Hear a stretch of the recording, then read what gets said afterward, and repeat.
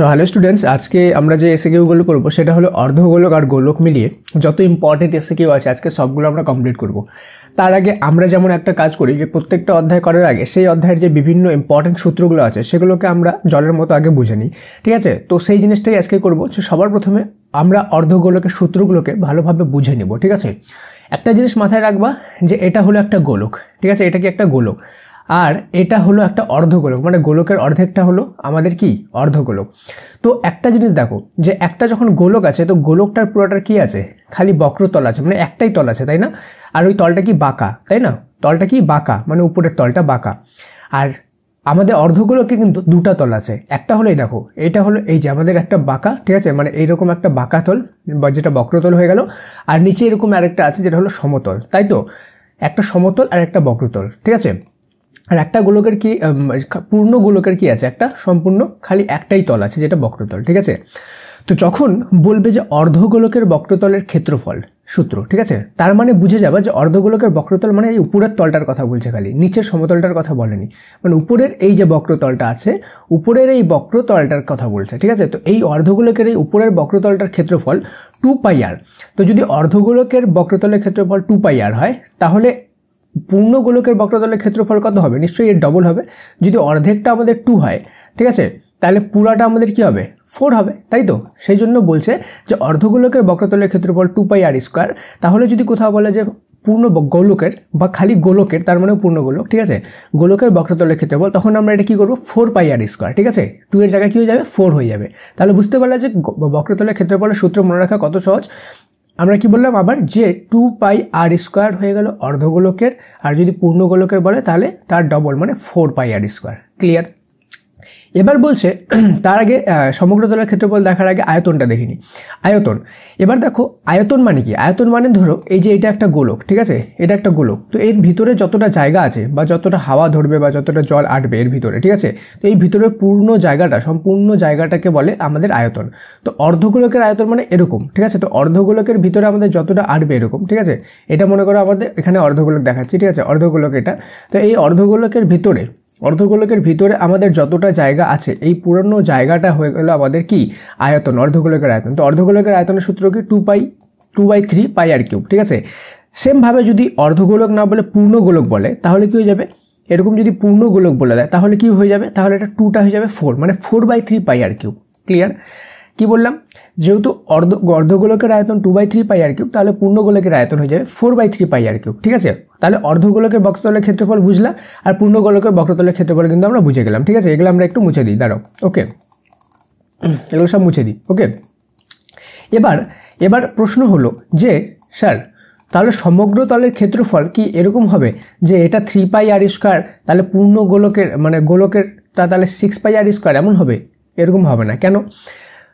সমগ্র তলের ক্ষেত্রফল শুধুমাত্র অর্ধগোলকেরই হবে। সমগ্র তল মানে কি বোঝো? এই দেখো একটা বক্রতল আছে, ক্লিয়ার, আর একটা সমতল আছে। এই সমতল আর এই বক্রতল মিলে, ঠিক আছে, এটাকে কি বলে? এটাকে বলে সমগ্রতল, ঠিক আছে? তো অর্ধগোলকের সমগ্রতল হতে পারে, কিন্তু আমরা এর আগে কি দেখলাম যে একটা গোলকের শুধু একটাই তল আছে যেটা বক্রতল, আর বক্রতলের ক্ষেত্রফলের সূত্র আমরা দেখে নিলাম 4πr², তাই তো, যে আমাদের গোলকের।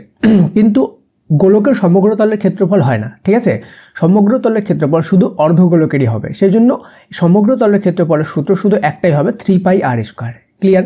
তাহলে অর্ধগোলকের বক্রতলের ক্ষেত্রফল 2πr², আর গোলকের বক্রতলের ক্ষেত্রফল 4πr²। অর্ধগোলকের আয়তন হলো 2/3πr³, আর গোলকের আয়তন হয়ে গেল 4/3πr³। আর সমগ্র তলের ক্ষেত্রফল শুধুমাত্র অর্ধগোলকেরই হবে 3πr², ঠিক আছে? এই সূত্রগুলো সবার প্রথমে খাতার মধ্যে লিখে নাও এবং না দেখে অ্যাটলিস্ট প্রত্যেকটা সূত্র 8 থেকে 10 বার করে না দেখে লেখো, ঠিক আছে? তাহলে দেখবো অঙ্কগুলো জলের মতো সোজা হয়ে যাবে। ক্লিয়ার? এবার আমরা চলে যাব 1 নম্বর অঙ্কতে। 1 নম্বর অঙ্ক কি বলছে? একটি অর্ধগোলকের আয়তন 144 পাই ঘন সেমি হলে গোলকটির ব্যাসার্ধের দৈর্ঘ্য কত? আমরা প্রথমে ধরে নিলাম গোলকটির ব্যাসার্ধের দৈর্ঘ্য যেহেতু বের করতে বলছে, তো গোলকটির ব্যাসার্ধের দৈর্ঘ্য 8 সেমি, ঠিক আছে? এবার লিখলাম প্রশ্ন মতে। আমার গলায় একটু প্রবলেম আছে, সো একটু সরি, ওকে। এবার আমাদের কি বলছে? অর্ধগোলকের আয়তনে 144 পাই হলে, তো এখানে আমাদেরকে হিন্ট দিয়ে দিচ্ছে। তো ব্যাসের দৈর্ঘ্য বের করতে বলছে। ব্যাসের দৈর্ঘ্য মানে কি, তাহলে আমাদেরকে প্রথমে আর বের করে নিতে হবে। আর মানে কি ব্যাসার্ধ, দেন আর এর ডবল যেটা হবে সেটাই হয়ে যাবে আমাদের ব্যাস, তাই তো? আমরা কি জানি ব্যাসার্ধ আর ব্যাসটা যারা বোঝো না তাদেরকে আমি একটু ভালোভাবে এখানে বুঝিয়ে দিই, ঠিক আছে? এটা মনে করো একটা গোলক, ঠিক আছে, গোলক। এবার গোলকের এপার থেকে এপার যে দাগটা হবে, ঠিক আছে, সেন্টারকে টাচ করে এপার থেকে এপার যে দাগটা হবে সেটাকে বলবে ব্যাস। আর ব্যাসের অর্ধেক মানে ব্যাসের অর্ধটা হয়ে গেলে ব্যাসার্ধ, মানে এইটুক জায়গাটা শুধু হবে ব্যাসার্ধ। ক্লিয়ার? আরেকটা জিনিস তোমাদেরকে ভালোভাবে বুঝিয়ে রাখি যে ব্যাস আর জ্যার মধ্যে কি পার্থক্য, ঠিক আছে? এটা মনে করো গোলক, তো এই যে সেন্টারকে টাচ করে এপার থেকে এপার যেই দাগটা যাবে সেটাকে আমরা বলবো ব্যাস। বাকি অন্য দাগও যদি এপার থেকে এপার যায় কিন্তু সেন্টারকে টাচ না করে সেই ক্ষেত্রে আমরা এটাকে বলবো জ্যা। ক্লিয়ার? তো এবার আমাদেরকে বলেছে যে অর্ধগোলকের আয়তন 144 পাই। এবার সূত্রটা তোমরা দেখো, অর্ধগোলকের আয়তনের সূত্র কি 2/3 পাই আর কিউব। তো ওটা এখানে লিখলাম, অর্ধগোলকের আয়তন সমান কত বলেছে 144 পাই। এবার দেখো এটা সমান এটা কেন লিখলাম, কেন কি এটা অর্ধগোলকের আয়তনের সূত্র আর এটাকে অর্ধগোলকের কি বলছে, অর্ধগোলকের আয়তন বলছে, তাই তো? তার মানে এটা সমান হবে। তার মানে এবার আমাদের কি করব, দুই পাশে যেহেতু পাই আছে পাই কেটে দেবো, তাহলে এদিকে কি থাকবে, এদিকে থাকবে আমাদের আর কিউব, ঠিক আছে? আর 144টা এদিকে অলরেডি আছে। এবার কি করব, 2/3টাকে এদিকে নিয়ে চলে যাবো। এদিকে চলে গেলে হয়ে যাবে কি, উল্টে যাবে, 3টা উপরে 2টার নিচে, মানে 3/2 হয়ে যাবে। ক্লিয়ার? তো এবার আমরা এটা কাটাকাটি করে দেবো, 2 আর 144 কাটাকাটি করে দেবো, 72 হবে। ক্লিয়ার? তো এবার 72 আর 3 বাঁচলো, তো 72 আর 3 আমরা যদি গুণ করে দিই তাহলে 216 হয়ে গেল।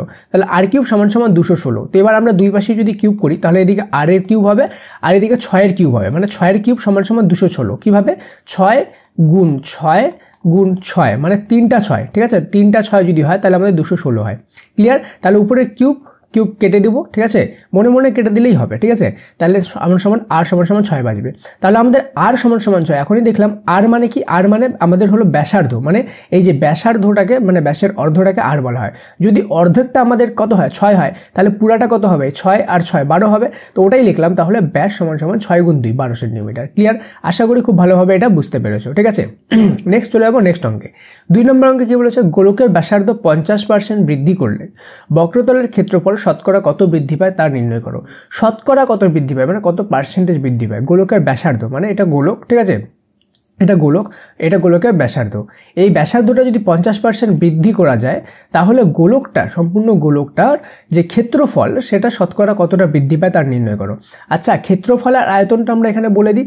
এই যে আমি যে গোলকের যে দাগটা দেখতে পাচ্ছ, এই ব্লু কালারের দাগটা, এই দাগটার যে মানে মানটা আছে কত সেন্টিমিটার, সেটা হয়ে গেল আমাদের ক্ষেত্রফল, মানে শুধু দাগটা।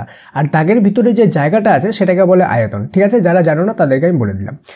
তো এবার সেম আবার ব্যাসার্ধ আমি ধরে নেব 8 সেন্টিমিটার, ঠিক আছে?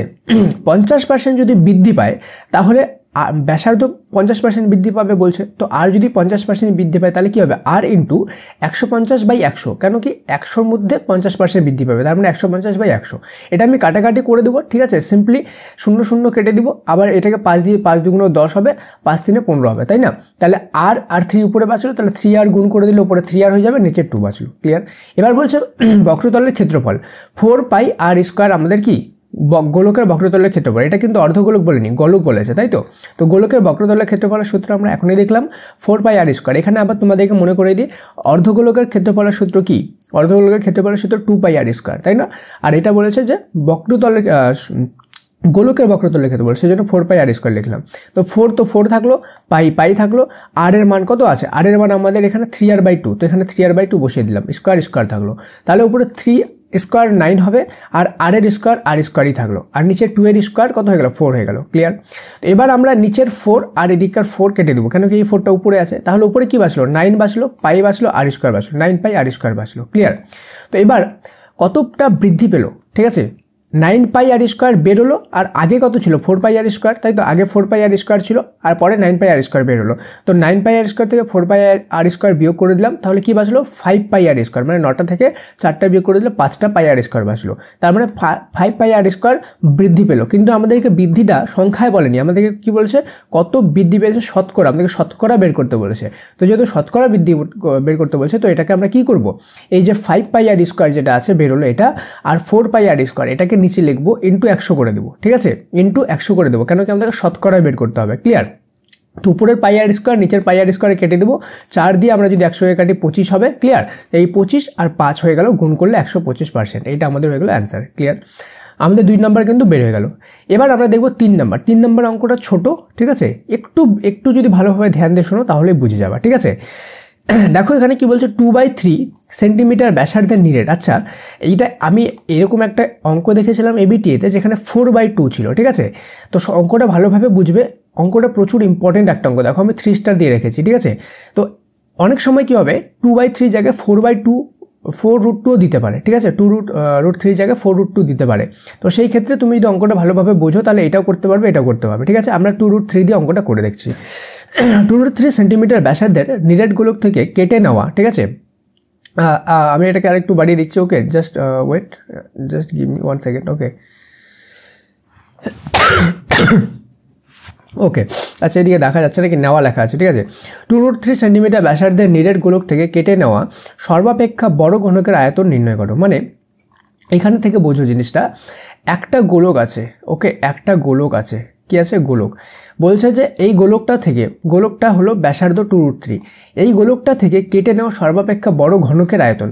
এই গোলক থেকে সবচেয়ে বড় যেই ঘনকটা কাটা যাবে, ঠিক আছে, সবচেয়ে বড় মানে ম্যাক্সিমাম যেই ঘনকটা কাটা যাবে, ঠিক আছে, তার আয়তন বের করতে বলছে। কি তার আয়তন, মানে এই ঘনকটার আয়তন। তো একটা জিনিস মাথায় রাখবা যে ঘনক মানে কি, ঘনক মানে যার 4টাই দাগ সমান হবে, ঠিক আছে। এই 4টাই দাগ কী হবে, সমান হবে। এটা 2 হলে এটাও 2 হবে, এটাও 2 হবে, এটাও 2 হবে, 4টাই কী হবে, 2 হবে, 2 2 2 2, ঠিক আছে। তো ব্যাসার্ধ আমাদের সবার প্রথমে দেওয়া আছে 2√3, ঠিক আছে। তো 2√3 যদি ব্যাসার্ধ হয় তাহলে ব্যাস কী হবে, 4√3। এবার দেখো ধ্যান দিয়ে, এই যে এই পার থেকে যে এই পার যে দাগটা আছে, ঠিক আছে, আমি তোমাদেরকে আরও ভালোভাবে এখানে এঁকে বোঝাচ্ছি, ঠিক আছে। এই দেখো, এটা হয়ে গেল আমাদের এর ভিতরে ঘনক, ঠিক আছে, এটা হয়ে গেল আমাদের এর ভিতরে ঘনক। তো এবার এটা আয়তক্ষেত্রের মতো দেখতে মনে হচ্ছে, যদিও এটা ঘনক, ঠিক আছে। এবার এটা সেন্টার। তো এই পার থেকে এই পার যেই দাগটা যাবে, ঠিক আছে, এই পার থেকে এই পার যেই দাগটা যাবে সেটা আমাদের কি একদিক দিয়ে কী হয়ে যাচ্ছে, বৃত্তের ব্যাস হয়ে যাচ্ছে, আবার আরেক দিক দিয়ে কী হয়ে যাচ্ছে, ঘনকটার কর্ণ হয়ে যাচ্ছে, তাই তো। ঘনকের কী হয়ে যাচ্ছে, কর্ণ হয়ে যাচ্ছে। তার মানে ঘনকের কর্ণটা আর এটার ব্যাসটা দুটাই কি সমান হবে, তাই তো। সেই জন্য আমি লিখলাম যদি ব্যাস 4√3 হয় তাহলে ঘনকের কর্ণের দৈর্ঘ্য 4√3 হবে, ঠিক আছে। এবার আমাদেরকে কি বের করতে বলেছে, ঘনকের আয়তন। আমরা জানি যে ঘনকের আয়তনের সূত্র হলো a স্কোয়ার, ঠিক আছে, বা আমরা বলতে পারি বাহু স্কোয়ার। তার মানে ঘনকের আয়তন যদি আমি বের করতে চাই তো যে কোনো একটা বাহু মানে যে কোনো একটা দাগের মাপ লাগবে ঘনকটা, ঠিক আছে। তো একটা দাগের মাপ যদি আমি বের করতে চাই তাহলে ঘনকের বাহু নির্ণয়ের একটা শর্টকাট সূত্র আছে, কি, যেটা ঘনকের কর্ণের দৈর্ঘ্য হবে, যে কোনো, এখানে যেটাই হোক না কেন, ওটাকে যদি আমি √3 দিয়ে ভাগ করে দিই, ঠিক আছে, √3 দিয়ে ভাগ করে দিই, তাহলে আমি ঘনকের একটা বাহুর দৈর্ঘ্য পেয়ে যাব। সেই জন্য যখন ঘনকের কর্ণ দৈর্ঘ্য 4√3 পেলাম, তো 4√3কে আমি √3 দিয়ে ভাগ করে দিলাম, কাটাকাটি করে আমাদের √3 কেটে গেল, 4 বাঁচলো। তার মানে একটা বাহু মানে এই যে শুধুমাত্র একটা দাগ, এই একটা দাগ আমাদের হয়ে গেল 4 সেমি, ক্লিয়ার। তাহলে ঘনকের কর্ণের ঘনকের আয়তন কত হবে, আমি কি বললাম, বাহু এখানে কিউব হবে, ওকে, সরি, বাহু স্কোয়ার বলেছিলাম, বাহু কিউব, ঠিক আছে। তো বাহু কিউব মানে 4 কিউব মানে 64 ঘন সেন্টিমিটার হয়ে গেল ঘনকের আয়তন। এটা আমাদের হয়ে গেল 3 নম্বর অঙ্কটা। নেক্সট আমরা 4 নম্বর অঙ্কতে চলে যাব, ঠিক আছে। তো জাস্ট 1 মিনিট, এখানে সামথিং, ওকে, আই হোপ সবাই শুনতে পাচ্ছ। 4 নাম্বারে কি বলছো, 6 সেন্টিমিটার ব্যাসের রৌপ্য গোলককে গলিয়ে 6 সেন্টিমিটার ব্যাসার্ধের একটি বৃত্তাকার রৌপ্য পাত তৈরি করা হলো। পাতটি কতটা পুরু হবে, ঠিক আছে। কি বলছে ধ্যান দিয়ে বোঝো। বলছে যে একটি ব্যাস কত সেন্টিমিটার ব্যাস, 6 সেন্টিমিটার ব্যাসের রৌপ্যর গোলক আছে, মানে একটা গোলক আছে এই ধরনের, ঠিক আছে, এই ধরনের একটা কি আছে, গোলক আছে, এর ব্যাস হলো 6 সেন্টিমিটার। এটাকে গুলিয়ে একটা রূপার পাত তৈরি করা হবে, বৃত্তাকার রূপার পাত, মানে এই ধরনের একটা রূপার পাত তৈরি করা হবে, ঠিক আছে, এই ধরনের রূপার পাত যেটা হবে বৃত্তাকার, ক্লিয়ার। তো এবার দেখো তো এটা একটা কিসের মতো দেখতে মনে হচ্ছে, চোঙের মতো না, তাহলে গোলক থেকে চোঙ তৈরি করা হলো মেইনলি, ঠিক আছে। তো বলছে পাতটা কতটা পুরু হবে, মানে এটা কতটা পুরু হবে, পুরু মানে কি, এই যে এই পার থেকে এই পার কতটা লম্বা হবে, তার মানে কি এটার আমাদেরকে এইচটা বের করতে বলছে, অর্থাৎ হাইটটা বের করতে বলছে। তার মানে বলছে যে একটা গোলক থেকে একটা চোঙ তৈরি করা হলো, এই চোঙটার হাইট কত হবে, খুব সিম্পল অঙ্ক, ঠিক আছে। প্রথমে গোলকের ব্যাস আমরা লিখলাম 6 সেমি, যদি গোলকের ব্যাস 6 সেমি হয় তাহলে ব্যাসার্ধ 3 সেমি হবে, কেন কি ব্যাসের অর্ধেক ব্যাসার্ধ হয়, তাই তো। তাহলে পাতের ব্যাসার্ধ 6 সেমি, ঠিক আছে, কেন কি এখানে বলা আছে গলিয়ে 6 সেমি ব্যাসার্ধের একটি বৃত্তাকার রৌপ্যপাত তৈরি করা হলো, তো পাতটার ব্যাসার্ধ কত হলো 6 সেমি। এবার এই পাশে আমি লিখলাম পাই আর স্কোয়ার এইচ। দেখো তো পাই আর স্কোয়ার এইচ কিসের, পাই আর স্কোয়ার এইচ হলো আমাদের এই যে চোঙ যে আছে চোঙের আয়তনের সূত্র পাই আর স্কোয়ার এইচ। আর এই যে 4/3 পাই আর কিউব এখনই দেখলাম আমরা যে গোলকের আয়তনের সূত্র হলো 4/3 পাই আর কিউব। এখানে গোলক বলেছে, অর্ধগোলক কিন্তু বলেনি, তাই তো? তো আমরা গোলকের আয়তনের সূত্র, তার মানে কি লিখলাম, চোঙের আয়তনের সূত্র সমান সমান গোলকের আয়তনের সূত্র। তো এবার আমরা কি করলাম দেখো, বোথ সাইডে পাই আছে, পাই পাই কেটে দিলাম, তো এদিকে আর স্কোয়ার বাঁচলো। তো আমরা কি দেখেছিলাম যে চোঙটা যে আছে চোঙটার আয়তন কত, 6 ব্যাসার্ধ কত 6 সেন্টিমিটার। তো 6 স্কোয়ার লিখলাম, এখানে স্কোয়ার স্কোয়ার থাকলো, ইন্টু এইচটা এইচ থাকলো, সমান সমান 4/3, এখানে 4/3 থাকলো। আর গোলকের আমরা আর কত বের করেছিলাম, গোলকের আর বের করেছিলাম 3 সেন্টিমিটার, তো এখানে আমরা 3 স্কোয়ার লিখলাম। ক্লিয়ার? তো এখানে 3 কিউব হয়ে গেল। ওকে, তো 3 কিউবটা এখানে আমাদের কত হয়ে গেল, 27। 3 কিউব মানে 27, মানে 3 গুণ 3 গুণ 3, তো 3 কিউব কত হয়ে গেল আমাদের 27, ঠিক আছে? আর এখানে 6 স্কোয়ার হয়ে গেল 36H। তো এবার 4 আর 27 আমাদের অলরেডি উপরে আছে, এটা উপরে লিখলাম, ঠিক আছে? আর এই যে 36টা কি ছিল, গুণ ছিল, এদিকে গেলে ভাগ হবে, মানে নিচে চলে আসবে। তো 3 গুণ 36 নিচে লিখলাম। তো এবার 4 দিয়ে আমরা যদি 36কে কাটি দিই, তো 4 9 36 হবে। আবার 9 দিয়ে আমরা 27কে কাটলাম, 9 3 27 হবে। এই যে 3 কেটে দিলাম, দেখো সবই কাটাকাটি চলে গেলো, বাঁচলো কি 1, ঠিক আছে? তো এইচ সমান সমান 1 হলো, মানে হাইট কত হলো, পাথটি 1 সেন্টিমিটার পুরু, ঠিক আছে? এটা আমাদের হয়ে গেল রাইট অ্যান্সার। নেক্সট 5 নম্বর অঙ্কটা দেখব। 5 নম্বর অঙ্কটা আমাদের বলেছে যে দুটি গোলকের বক্রতলের ক্ষেত্রফলের অনুপাত 1:4 হলে তাদের আয়তনের অনুপাত নির্ণয় করো। দুটি গোলকের বক্রতলের ক্ষেত্রফল, মানে দুটা গোলক বলছে, আর বক্রতলের ক্ষেত্রফলের সূত্র আমরা কি জানি, গোলকের 4 পাই আর স্কোয়ার, ঠিক আছে? গোলক বলেছে, অর্ধগোলক না। তো 4 পাই আর স্কোয়ার, নিচেও 4 পাই আর স্কোয়ার লিখলাম। এবার দেখো যদি দুটাই আর স্কোয়ার লিখি, তাহলে তো আমরা বুঝতে পারবো না কোনটা প্রথম কোনটা দ্বিতীয়, সেই জন্য উপরেরটাকে আর 1 লিখে দিলাম, নিচেরটাকে আর 2 লিখে দিলাম। ক্লিয়ার? আর কত বলেছে, অনুপাত 1:4, তো উপরে 1 লিখলাম, নিচে 4 লিখলাম। ক্লিয়ার? এবার দেখো 4 পাই কেটে গেল, উপরে r1 স্কোয়ার বাঁচলো, নিচে r2। তো উপর দুটাই যেহেতু স্কোয়ার আছে, তো উপরে r1 নিচে r2, পুরোটাকে একটা স্কোয়ারের ভিতরে নিয়ে নিলাম আমরা। ক্লিয়ার?